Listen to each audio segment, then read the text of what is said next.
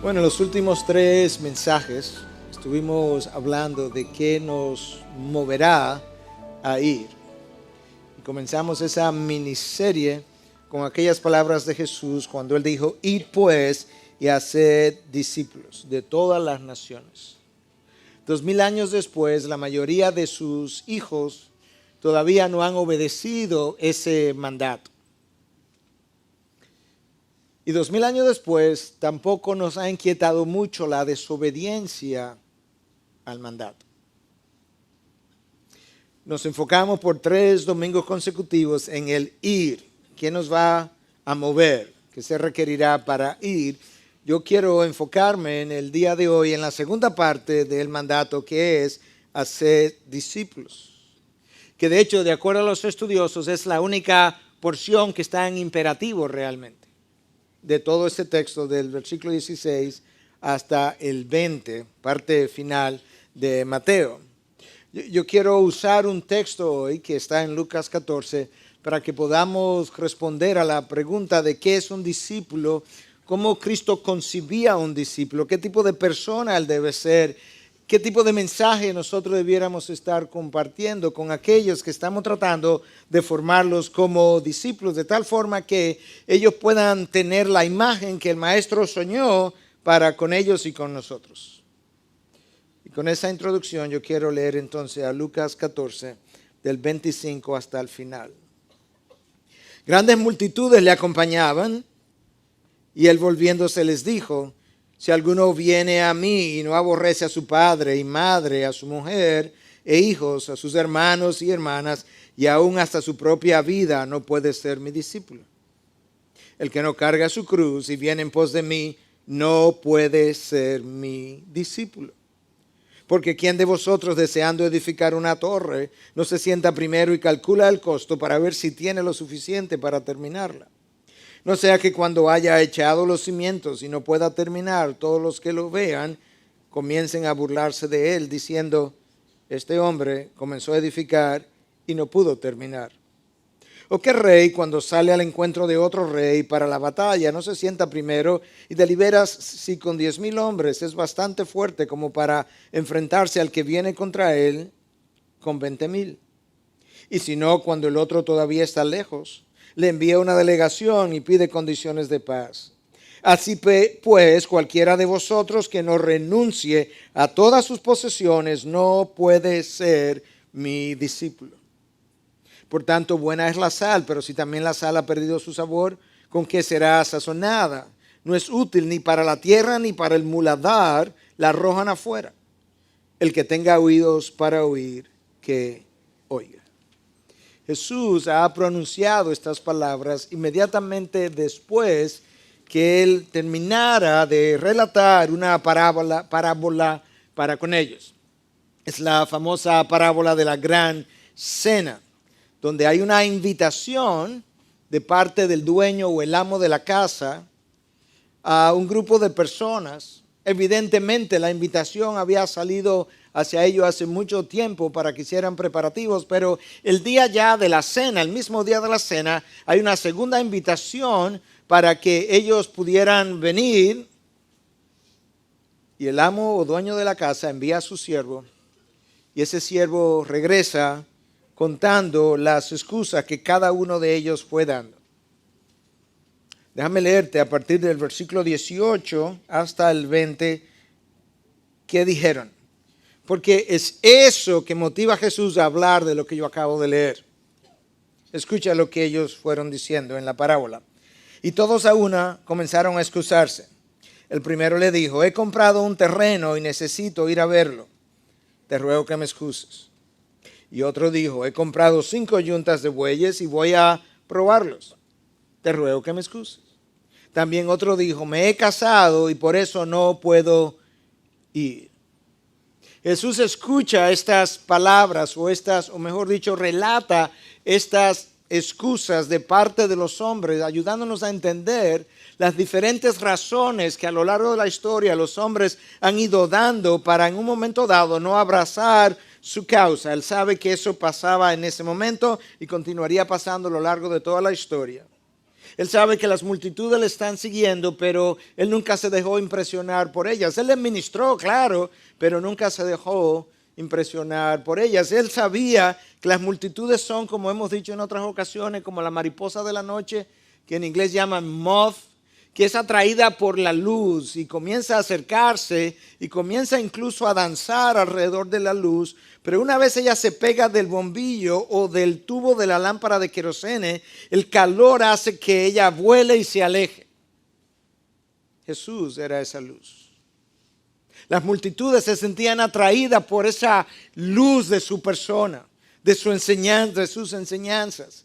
Pero una vez ellas comenzaban a presentir que esto le iba a costar algo, al igual que la mariposa, las multitudes tendían a alejarse. Jesús sabía del comportamiento de las multitudes. En la parábola anterior, las excusas tenían que ver con cosas materiales. Yo compré un terreno, tengo que ir a verlo. Yo compré 5 buntas de bueyes, yo tengo que ir a probarlo. Y uno tenía que ver con una relación, yo me acabo de casar, yo no puedo. Pero la verdadera razón no estaba ni en las cosas materiales, ni estaba en la esposa con la que te acabas de casar, sino en la persona que da la excusa.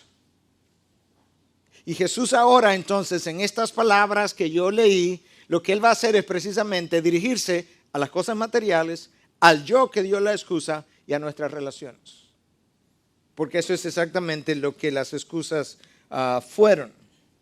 El texto comienza diciendo, grandes multitudes le acompañaban. Jesús siempre se vio rodeado después del primer año, que fue un año más incógnito. En su segundo año siempre se vio rodeado de multitudes. De hecho, hay no menos de 34 pasajes en los 4 evangelios que nos hablan de cómo las multitudes seguían a Jesús, aunque algunos de ellos son pasajes paralelos. Pero Jesús continuamente estaba percatándose de la gente que le seguía.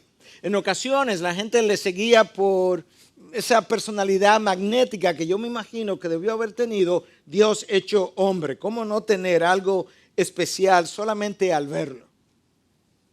En otras ocasiones por sus enseñanzas que eran verdadera luz que atraía a los hombres. Otras veces por sus milagros, simplemente porque queríamos otro hombre de circo que nos maravillara. En otras ocasiones fueron atraídos por los panes que se comieron, dice Jesús en Juan 6.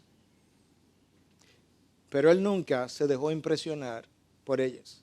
Escucha a Charles Spurgeon predicando sobre este mismo texto el 22 de febrero del año 1874 en un día domingo. Él dice lo siguiente: se puede observar que cuando las multitudes abandonaron al Señor, Él no se deprimió. Y cuando su ministerio se hizo popular, Él no se sintió eufórico. Él se mantuvo calmado en medio del alboroto de las multitudes. Las multitudes alrededor de Jesús tenían diferentes motivaciones para aglutinarse. Entre ellas estaban los que yo he llamado los amantes de la verdad y los fanáticos de la verdad. Ellos no son iguales. Los amantes de la verdad están listos para abrazar la verdad, pagar un costo, seguir la verdad. Los fanáticos de la verdad son como los fanáticos del béisbol, que están dispuestos a vitorear lo que ven, lo que escuchan. Están dispuestos a aplaudir la verdad, pero desde las gradas, nunca desde el terreno. Si hay que pagar un costo, mejor salimos del estadio. Y Jesús tenía gente que era amante de la verdad y gente que era fanático de la verdad. Él estaba causando un gran revuelo, pero no todo el mundo tenía el mismo nivel de compromiso ni la misma intención. Jesús en esta ocasión, percatándose de que las masas le seguían, toma el estándar y lo eleva un poco más para clarificar algo que quizás ellos no tenían claro todavía, y es que la salvación fue y es gratuita para nosotros. Él pagó el costo, pero el discipulado tiene un costo que a mí me toca pagarlo. Él no va a pagar el costo del discipulado. Él pagó su costo, el costo de la salvación. El costo del discipulado, aunque Él es quien lo va a ir llevando a cabo, pero Él me va a pedir a mí que yo lo pague. Y de hecho, esa es la razón por la que en muchas de las Biblias este texto es subtitulado El costo del discipulado. No hay duda de que el tema de este texto es el discipulado. Escucha, versículo 26, no puede ser mi discípulo. Versículo 27, no puede ser mi discípulo. Versículo 33, no puede ser mi discípulo. Discipulado es el tema. Pero la vida cruz-céntrica es la forma de vivir la vida discipular. Eso es lo que le está tratando de ayudarnos a entender.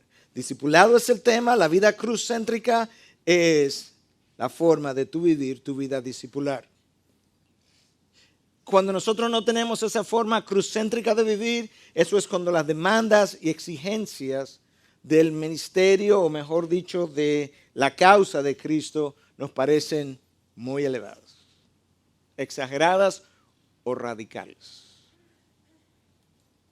Déjame ayudarte a entender lo que es esta vida cruz-céntrica de la cual Cristo habla en el versículo 27. El que no carga su cruz y viene en pos de mí, no puede ser mi discípulo.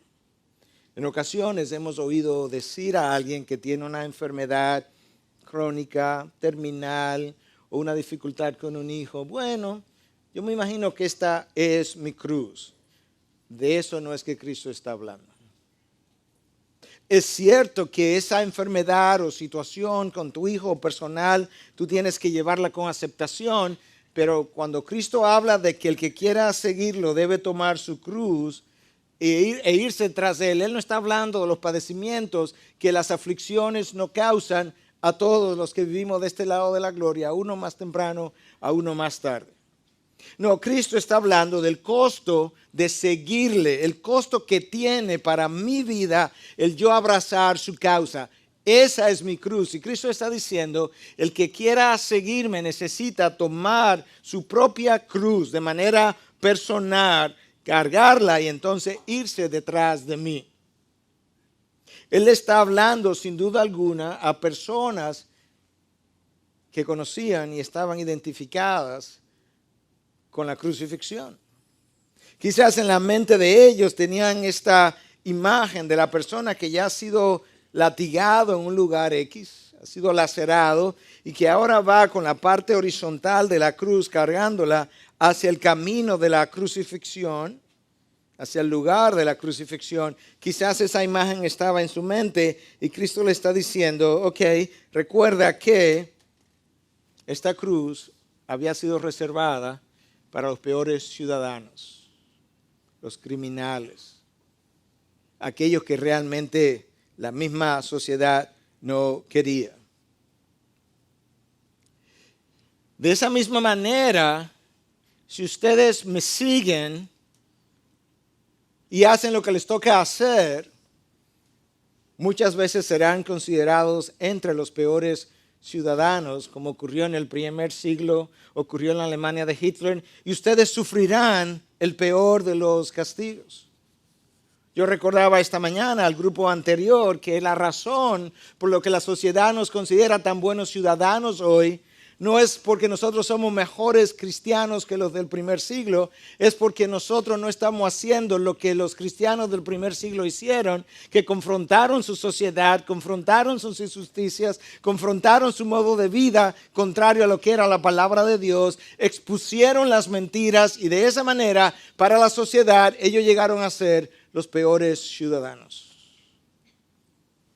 Nosotros toleramos las injusticias, compartimos incluso las desigualdades y por eso somos tan buenos ciudadanos para la sociedad. Cristo está ayudándonos a entender, escúchame, una vez tú eres salvo, tú tienes ahora un llamado que abrazar y es llegar a ser mi discípulo de una manera que tú me puedas representar, que cuando tú estés en un lugar, otros puedan saber de qué se trata la vida cristiana, porque están viendo la manera no solamente como tú la hablas, sino también como tú la vives. Si bien es cierto que Jesús se ponía y se pone contento, por así decirlo, con un solo pecador que verdaderamente se arrepiente y comparte el gozo con los ángeles, no es menos cierto que Jesús nunca estuvo a gusto con 10,000 que le siguieran simplemente por los beneficios. Qué distinto es la manera como Jesús hizo evangelismo y discipulado a como hoy nosotros tendemos a hacer evangelismo y discipulado. Muchas veces hoy parece ser que estamos tratando de seducir a los hombres a entrar al reino de los cielos con todas estas promesas y bendiciones y maravillas. Y Jesús parece hacer todo lo contrario, como que Él está tratando de alejar a las multitudes. Si tú hubieses estado el día en que Jesús le dice a esta multitud de hombres judíos, mujeres, niños, que el que no come su carne y bebe su sangre a una población que no estaba supuesta a comer cierto tipo de sangre y que le tenía prohibido el beber cierto tipo de carne, y a quien se le tenía prohibido el beber sangre, y Jesús sale con que el que no come mi carne y bebe mi sangre no es digno de seguirme. Y ahora tú estás aquí en la misma multitud escuchando estas otras palabras. Hubiese sido fácil concluir, este rabino es extraño. Él como que no quiere gente. Mira lo que le pasó aquella vez cuando oyeron de comer su carne y beber su sangre. Como resultado de esto, muchos de sus discípulos se apartaron y ya no andaban con él. Y ahora mira con lo que sale. Si alguno viene a mí y no aborrece a su padre y madre y a su mujer e hijos, a sus hermanos y hermanas, y aún hasta su propia vida, no puede ser mi discípulo. No entiendo a este hombre. Las multitudes están aquí. Y mira cómo Él les habla. Precisamente, la razón por la que Él está hablando de esta manera es porque las multitudes estaban allí. Cristo estaba subiendo el estándar porque Él quería que el que le fuera a seguir, le siguiera con la motivación correcta y con el entendimiento correcto de que trata la vida cristiana. Obviamente esto es una hipérbole. Una hipérbole es una exageración expresa con la intención de enfatizar algo. No es una mentira. El que está escuchando sabe que tú estás hablando hiperbólicamente, pero tiene el énfasis en su mente hecho. Es como que tú dijeras hoy, oye, en el día de ayer yo tenía un deseo tan grande de comer chocolate que yo hubiera ido a la luna si hubiese sido necesario. Nadie que dice eso dice, bueno, yo estoy hablando hiperbólicamente, claro, y da una explicación. El que está escuchando sabe que tú estabas tratando de comunicar. De esta misma manera, Jesús no explica lo que Él está tratando de comunicar. Ellos entienden, pero por un lado, Él está tratando de ayudarles a ellos a entender que nuestras relaciones humanas no pueden estar por encima de su señorío.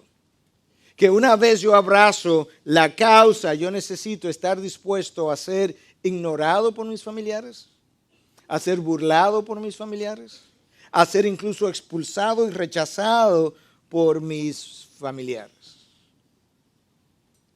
¿Recuerdan cuando David danzó delante del Señor? La primera persona que lo condenó burlonamente y sarcásticamente fue su propia esposa Mical. David dice, yo prefiero humillarme delante de Dios antes que estar guardando, ahora estoy interpretando parte de lo que él dijo, antes de estar guardando la imagen y la compostura del rey ante estas siervas con quienes tú hablaste acerca de mi danza espontánea para el Señor. David tenía claro dónde estaba Dios y dónde estaban sus relaciones. Un amigo nuestro que estuvo aquí en República Dominicana como misionero, creo que le hablé de él en alguna ocasión, cuando él abrazó la fe evangélica, sus padres literalmente lo expulsaron de la casa. Su padre le dijo que no le iba a pagar la universidad y decidieron no conocer ni siquiera a sus hijos por muchos años. Ellos eran y son parte del Opus Dei de la Iglesia Católica. una de las cosas que dificulta la evangelización cuando se estudian las religiones es precisamente la relación tan estrecha que existe entre los lazos familiares y la religión. Hasta el punto que en religiones como el hinduismo, el judaísmo, el catolicismo romano, el tú abrazar la fe evangélica u otra fe cualquiera es simbólico y sinónimo de traición. Y Cristo está diciendo, cuando eso se da, tú necesitas elegirme a mí por encima de las relaciones humanas.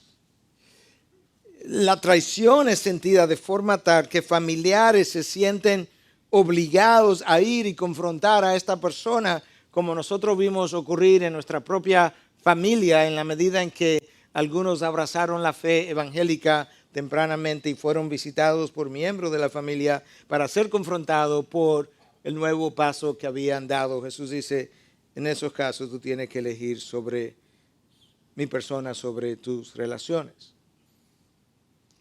Jesús mismo en una ocasión mostró esto. Es la aplicación de su enseñanza. Escucha lo que ocurre en Lucas 8, 20 y 21. Le avisaron, tu madre y tus hermanos están afuera y quieren verte.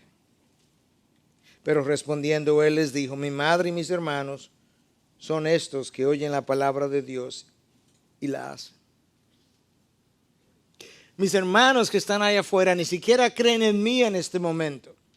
Mis hermanos, medio hermanos que están allá afuera, biológicos, algunos de ellos incluso creen que yo estoy loco, que he perdido la cabeza. En este momento yo quiero que entiendas que la preponderancia es estos que han creído en la palabra, han creído la palabra de Dios y la están llevando a cabo. Esos son mi madre y mis hermanos. Con esto Cristo mostraba cómo Dios, su Padre, su causa, estaba tomando preponderancia sobre sus relaciones porque habían entrado en conflicto. Jesús no acepta competencia con absolutamente nada.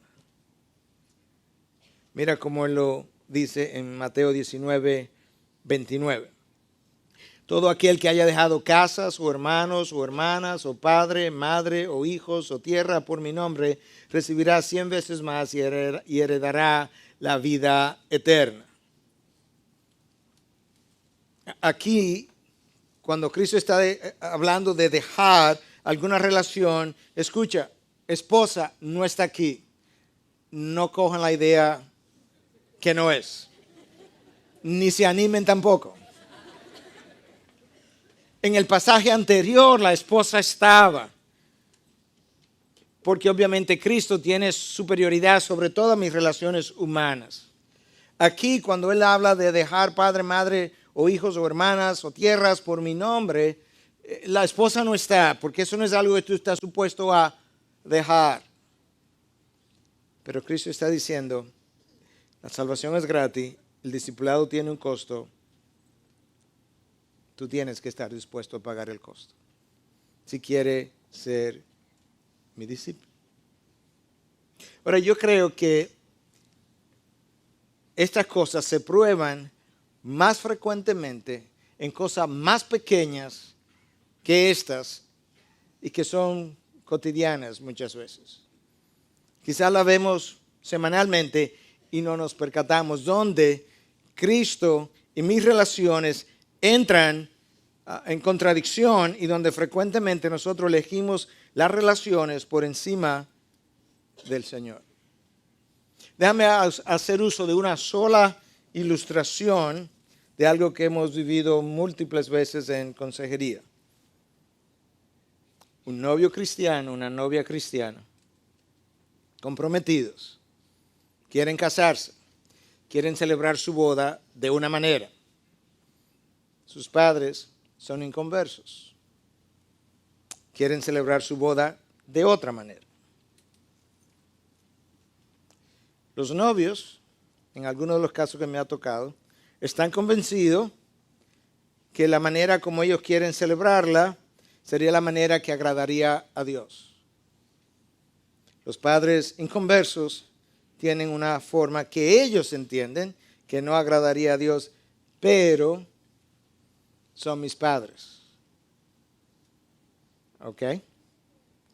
Entonces el Padre terrenal va a tener preponderancia sobre el Padre celestial. Si tú estás convencido de que esta otra manera es la que agrada a Dios, si estás convencido, o quizá no lo está, ¿por qué eliges relaciones terrenales por encima de mi relación con Dios? Pero como eso ocurren múltiples cosas en la vida del cristiano, bueno, no lo hice para no ofenderla, para no ofenderlo, para que, sobre todo, cuando estamos hablando de no ofenderlo a él o a ella, pero ofendemos a Dios con la misma acción. Jesús está ahora diciendo, mi señorío no acepta competencia. El primer mandamiento de la ley de Dios es, amarás al Señor tu Dios con toda tu alma, con toda tu fuerza, con toda tu mente. No tiene comparación, no tiene competidores. Jesús habla de eso y luego Él pasa entonces a hablar de esa otra área de nuestra vida que crea nuestros conflictos a la hora del discipulado y es el yo. Y Él comienza a hablar de la necesidad que yo tengo de cargar mi cruz y de ir entonces después detrás de Él, en pos de Él, o si no, no puedo ser su discípulo. Yo tengo que crucificar mis sueños, mis aspiraciones. Aquellas cosas que quizás ya no puedo hacer, aquellas cosas que quizás otros continúan haciendo, pero que ya yo he crucificado precisamente porque yo he decidido abrazar la causa de Cristo. Quizás ahora Cristo quiere que nosotros entendamos que una vez yo recibo salvación y abrazo la vida discipular, el mismo hecho de abrazar la vida discipular va a hacer que yo comience a desabrazar muchas otras cosas que no se corresponden en la vida de un verdadero discípulo del Señor que está supuesto a reflejar su carácter, quién Él es, su imagen. Esta cruz, como yo mencionaba, fue reservada para los peores ciudadanos. Y los cristianos del primer siglo terminaron en ella no por su mal comportamiento, sino por su comportamiento ejemplar, pero eran tratados como los peores ciudadanos. En el caso de Dietrich Bonhoeffer, en la Alemania de Hitler, él termina siendo colgado justamente 2 semanas antes de que ese campo de concentración fuera liberado, no por su mal comportamiento. De hecho, cuando tú lees los escritos, su comportamiento fue extraordinariamente ejemplar, pero fue el comportamiento ejemplar y la verdad que ellos seguían que lo llevó a la horca, pero lo llevó a morir como los peores prisioneros. De eso es que Cristo nos está hablando. Tú tienes que seguir mi verdad independientemente del costo, aun si al comportarte de esa manera, tú vas a terminar siendo tratado como lo peor de tu sociedad. El discipulado tiene un costo. La salvación fue gratis. Cristo pagó con su sangre, pero Él ahora me dice, no, tú tienes un costo que pagar en tu discipulado. Yo lo voy a hacer, yo voy a formarme imagen, pero tú pagas el costo. Dietrich Bonhoeffer entendió eso perfectamente bien hasta el punto que se unió a la resistencia en Alemania, entendiendo que Hitler no podía continuar. Y él escribió un libro en el año 1937 con el nombre de El costo del discipulado. Escucha lo que él dice. Algo bien sencillo, pero una de sus frases más conocidas. Solo el que cree es obediente. Y solo el que es obediente cree. Solo el que cree es obediente. En otras palabras, la desobediencia es evidencia de que no has creído y solamente el obediente es el que da evidencia de que cree. Y luego Dietrich Bonhoeffer decía, la pasividad del cristiano es una gracia barata. Es una gracia barata porque pretende con su pasividad mostrar, ilustrar, seguir después de el Cristo que se ha crucificado, que ha derramado su sangre, que ha dado su vida y ahora sin ningún costo para él pretende ser discípulo de ese que se crucificó en la cruz y que lo dio todo, pero él quiere imitar su imagen, imitar su ejemplo a un costo extremadamente bajo. Y Dietrich dice, eso es una gracia barata, cheap grace, de la cual él no quería nada. Jesús nos dice, ¿sabes qué? Usa tus relaciones familiares como excusa para no darle a Dios. No puedes competir conmigo. Usas tu propia vida como excusa, pero tienes que crucificarla, tienes que tomar tu cruz y no puedes competir conmigo. Ahora lo que Jesús hace ahora es que Él se va a la yugular. Él se va a la yugular del problema, porque escucha lo que Él dice. Así pues, cualquiera de vosotros que no renuncie a todas sus posesiones no puede ser mi discípulo. Algunos pudieran pensar, pero yo pensé que las relaciones familiares eran la yugular. No, las posesiones. La mejor evidencia de eso es, o son las herencias. Como cuando una herencia está disponible, cómo nos enemistamos las relaciones, perdemos las relaciones, pero nunca un pedazo de la herencia. Jesús sabe lo que Él necesita atacar. Jesús sabe de que nosotros somos esclavos. Jesús sabe lo que nosotros valoramos. Nosotros valoramos las posesiones de una forma tan extraordinaria que cuando nosotros vamos a dar una limosna, nos duele dar 50 pesos porque eso es demasiado. Entonces damos 5, sabiendo que tú no compras nada con 5 pesos hoy. Bueno, pero Él completa con lo otro. Jesús no me mandó a que lo mandara a completar.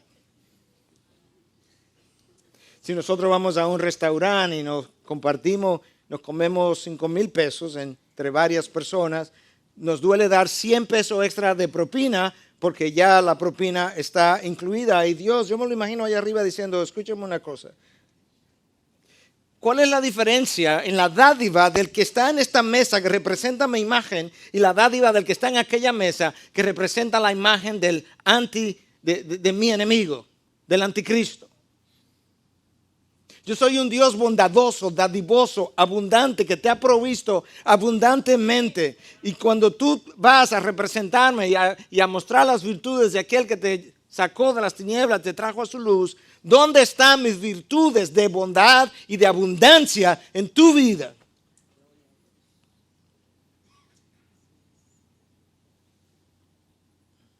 No, porque las posesiones nos tienen agarrados y nos poseen y nos duelen.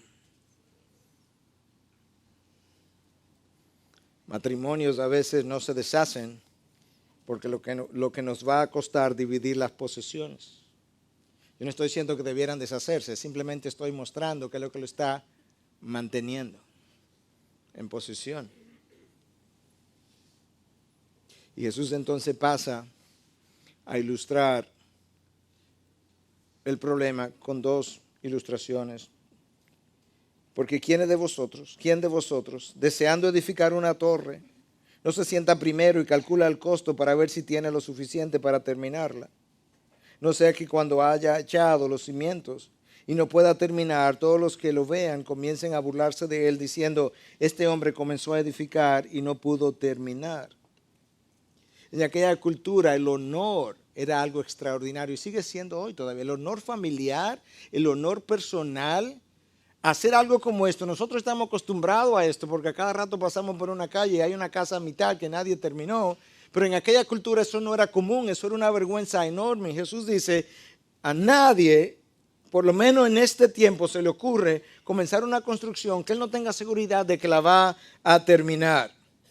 Tú tienes que antes de sentarte calcular el costo y de esa misma manera quizás nosotros debiéramos estar diciendo a la hora de evangelizar, escúchame, esto es lo que Cristo ofrece, vida eterna, pero te va a costar todo lo que eres y todo lo que tienes. ¿Lo quieres? No, pastor, venga otro día. Hoy yo no estoy comprando. ¿O qué rey, cuando sale al encuentro de otro rey para la batalla, no se sienta primero y delibera si con 10,000 hombres es bastante fuerte como para enfrentarse al que viene contra él con 20,000. Y si no, cuando el otro todavía está lejos le envía una delegación y pide condiciones de paz. Con esta segunda ilustración, Cristo está tratando de enseñarnos el discipulado es negocio serio, es serious business, como dicen en inglés. En el primer caso tiene que ver con construcción y sabes que en cierta medida nosotros estamos construyendo un reino. Dios nos ha llamado para que participemos con Él a construir su reino.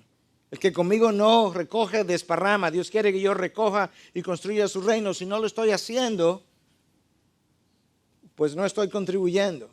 Pero de esa misma manera, Él nos da ahora una ilustración para que pensemos en términos de guerra. Un rey que va a la guerra, estamos en medio de una guerra espiritual contra huestes de maldad. Estamos en medio de una guerra humana en contra de valores que nos persiguen, en contra de antivalores que están tratando de ahogar nuestra fe y que ciertamente nosotros nos estamos ahogando en medio de todo eso y ni siquiera el pueblo de Dios se está percatando de lo que está ocurriendo. Lo que estábamos aquí anoche veíamos en el video final representado de que ciertamente nosotros estamos en un estado de emergencia, pero el estado de emergencia ha pasado a ser la normalidad.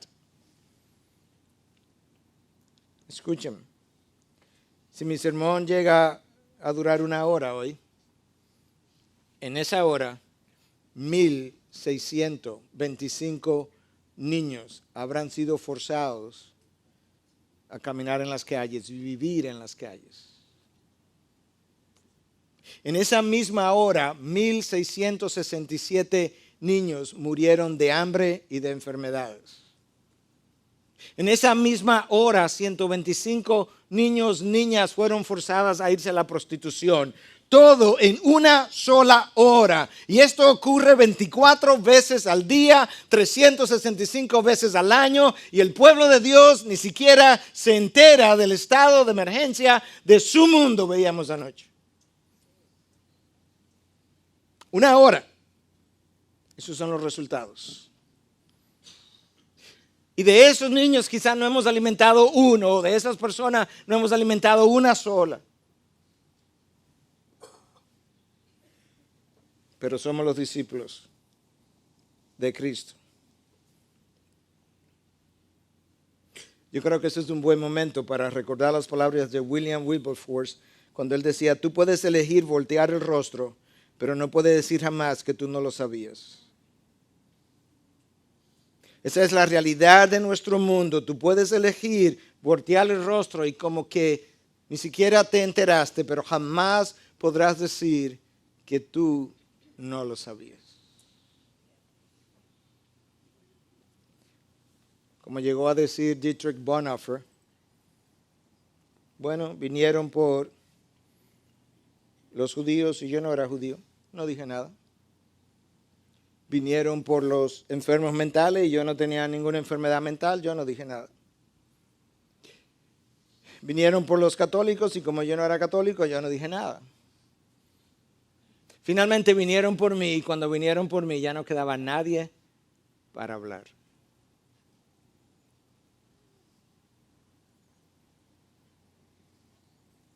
Quizás sea un buen momento para recordarnos a nosotros que estamos en un mundo en guerra. Que tú y yo tenemos que levantar el estándar de Dios cuando la vida es puesta en riesgo y hablar en contra de lo que es un aborto. Que el matrimonio está en riesgo, no solamente por los divorcios, sino por el avance de lo que es la agenda homosexual y tú y yo tenemos que levantar el estándar porque vivimos en un estado de emergencia, estamos en guerra y tú y yo somos el ejército de Dios. Ahora mismo le pedimos al presente que se una en oración y quizás si es necesario hasta en la publicación que tengamos que hacer en contra de lo que se ha convertido el estadio de béisbol y todas estas mujeres vestidas a mitad, en contra de lo que son las buenas costumbres y los buenos valores que amenazan lo que es la mente de nuestros hijos y el corazón de nuestros hijos. Y el pueblo de Dios, el ejército de Dios, no puede permanecer en silencio ante el colapso de su sociedad. Para algo Dios nos dejó aquí. Ahora, esas dos comparaciones de la guerra, del rey que va a la guerra y del hombre que está construyendo y que se queda a mitad de su construcción, realmente no nos van a mover si no creemos que estamos construyendo un reino, porque Dios nos ha pedido que colaboremos en esa construcción y que estamos en medio de una guerra espiritual de la cual Pablo nos habla. En ese caso, lo que va a ocurrir es que nuestra sal, nuestra propiedad salubre de la que somos nosotros la vamos a ir perdiendo. Escucha lo que dice este texto al final. Por tanto, buena es la sal, pero si también la sal ha perdido su sabor, ¿con qué será sazonada? No es útil ni para la tierra ni para el muladar, la arrojan fuera. El que tenga oídos para oír, que oiga. En la antigüedad, porque esta gente sabe a lo que Cristo se está refiriendo cuando habla de esta sal. En la antigüedad la sal tenía 4 usos distintos. Uno de sus usos más frecuentes era para atizar el fuego. En aquella época no había gas, no había querosene, no había gasolina, y mucha gente lo que usaba era estiércol por el metano que contiene. Y entonces ese estiércol era llevado al muladar. Por eso que Cristo dice que la sal, cuando pierde su salinidad, no sirve ni siquiera para echarla al lugar del estiércol. Cuando esa sal perdía su salinidad, no servía para atizar el fuego. Dios nos ha puesto en este mundo para que nosotros aticemos el fuego a nuestro alrededor. Y la varita, por así decirlo, para mover las brasas es su evangelio. Esa es la varita. En segundo lugar, la sal era usada también para sazonar las comidas. Y un cristiano, una sal que pierde su propiedad, no sirve para sazonar las comidas. Y un cristiano que pierde su virtud de discípulo, tampoco sirve para sazonar ni su entorno, ni su familia, ni su sociedad. En tercer lugar, la sal servía como preservativo, sobre todo de las carnes.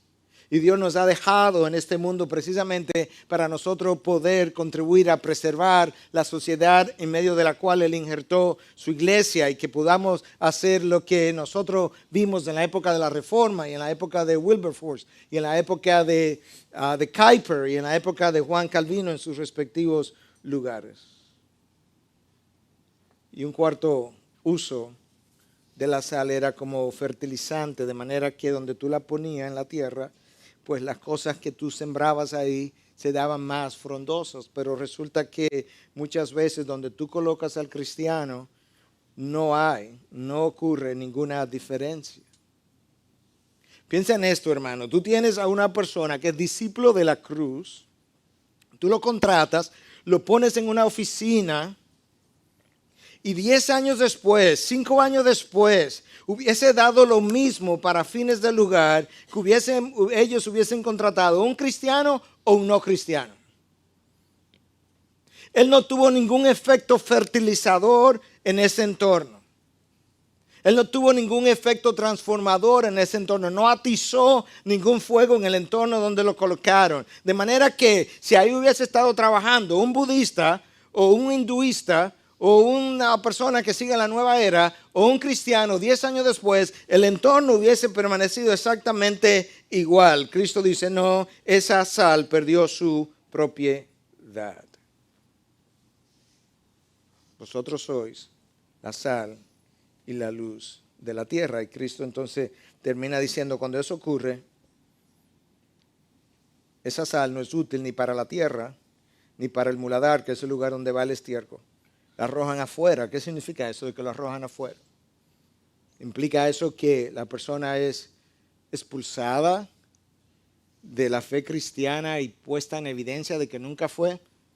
No sé, quizás.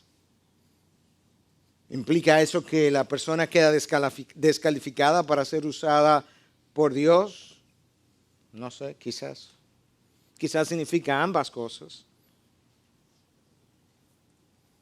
Lo que sí yo sé es que Cristo me está diciendo en esta parábola que yo necesito cargar mi cruz, crucificar mis sueños, deseos, cosas con las que yo añoraba, que yo necesito ponerlo a Él por encima de todas mis relaciones y que yo necesito renunciar a todas mis posesiones o no puedo ser su discípulo. Pastor, ¿y qué significa eso de renunciar a las posesiones? Porque usted no ha dicho nada de ello. Bueno, me alegro que preguntaras. Aquí hay una historia que va a exponer lo que eso significa. Voy a ir al paso porque está en inglés y la voy a ir traduciendo simultáneamente. Hay un hombre que quiere comprar una perla a un vendedor de perlas. Y él se acerca y le dice, ¿cuánto es? El vendedor le dice, es muy cara. ¿Cuánto es? Mucho. Bueno, ¿tú piensas que yo puedo comprarla? Pregunta el comprador. Oh, claro, dice el vendedor, cualquiera puede comprarla. Pero yo pensé que usted dijo que era muy cara. Sí, yo dije eso. Bueno, entonces, ¿cuánto es? Te cuesta todo lo que tú tienes, dice el vendedor. Ok, la compro. Ok, ¿cuánto tú tienes? Bueno, yo tengo $10,000 en el banco. Good, bueno, $10,000. ¿Qué más? Eso es todo lo que tengo, nada más. Bueno, ¿nada más? Bueno, yo tengo algunos dólares en mi bolsillo. ¿Cuánto? ¿Cuánto tienes? Bueno, $100. Eso es mío también, dice el vendedor. ¿Qué más tú tienes? Ya eso es todo, no tengo nada más. ¿Dónde tú vives? Pregunta el vendedor. Bueno, en mi casa. Ah, tú tienes una casa. El vendedor escribe casa, es mía. ¿Dónde tú esperas que yo duermas? ¿En mi casa de campaña? Ah, tú tienes una casa de campaña también. Eso también es mío. No, un momento. ¿Qué tú esperas? ¿Que yo duerma en mi carro? Ah, tú tienes un carro. Bueno, sí, yo tengo 2 carros. Bueno, los 2 son míos. Mira, escúchame. Tú has tomado mi dinero, mi casa de campaña y mis carros. ¿Dónde mi familia va a vivir? Ah, tú tienes una familia. Sí, tengo una esposa y 3 hijos. Ellos son míos también. Silencio. De repente el vendedor exclama y dice, casi se me olvida. Tú también eres mío. Todo ha llegado a ser mío. Tu esposa, los hijos, la casa, el dinero, el carro y tú también. Ahora escúchame. Yo te voy a permitir que use todas esas cosas por un tiempo. Pero nunca te olvides, ellas son todas mías. Y cuando yo necesite una sola de ellas, tú tienes que renunciar a ella porque yo soy su dueño. El que no renuncie a todo lo que tiene no puede ser mi discípulo. Muchas veces lo tienes porque Dios te ha prestado lo que tienes, pero nunca olvides de quién es la patente. Nunca olvides quién tiene el derecho sobre eso que tienes. Y eso que tienes, no importa lo que sea que tengas, eso le pertenece a nuestro Dios. Y el día que nuestro Dios te pida que renuncie a eso, Él tiene todo el derecho y tú, si eres su discípulo, necesita entregárselo para su uso porque Él te lo permitió por un cierto tiempo para que lo disfrutara. Ahora es tiempo de que nuestro Dios lo disfrute en el uso de su causa. Como Él entregó a su Hijo, tú entrega lo más preciado para ti. Eso es evidencia de discipulado. Tú crucificas, comienza contigo, tú crucificas el yo, sigue para tus relaciones, se la entrega a Jesús, y sigue para tus posesiones, tú renuncias a ellas, y le dices, Señor, tú eres dueño de todo lo que soy, de todo lo que tengo. Cuando lo quieras, Ni siquiera tienes que pedirme el permiso. Es todo tuyo, para tu honor y para tu gloria. Yo quiero reflejar tu carácter. Yo quiero ser como tú eres. Donde yo vaya, yo quiero ser esa sal y esa luz. Yo quiero tener el efecto de la sal y el efecto de la luz. Perdóname si estaba perdiendo mis propiedades. Devuélvemela, Jesús. Porque yo quiero hacer aquello para lo cual tú me creaste. Y es tocar el mundo y cambiar el mundo para un Dios que merece todo lo mejor y en medio de un mundo que se pierde y que vive en un estado de emergencia. ¿Qué vas a hacer? ¿Qué vas a hacer? Sí, tú puedes voltear el rostro, pero no puedes decir jamás que tú no lo sabías. Jamás. Yo no puedo voltear, yo puedo voltear el rostro, pero no puedo decir jamás, yo tampoco lo sabía. No, hemos estado siendo informados o recordados, incluyéndome a mí. Si hay una iglesia que ha sido bendecida enormemente, es Ivy. Si hay una iglesia que por lo mucho que ha recibido tiene mucho que dar, es Ivy. Pero Ivy no es una persona, Ivy somos todos nosotros. Y todos nosotros tenemos un compromiso monumental ante el mundo que está allá afuera, porque a quien mucho se le da, mucho se le pide. Que cada uno de nosotros pueda aprovechar estas semanas que han pasado, quizás los días que siguen, para hacer una reflexión delante de Dios y decir, Señor, ¿dónde yo me acomodé? Perdona mi pasividad. Muéveme a la acción de la manera que tú quieras, donde tú quieras, cuando tú quieras. Aquí estoy yo, envíame a mí.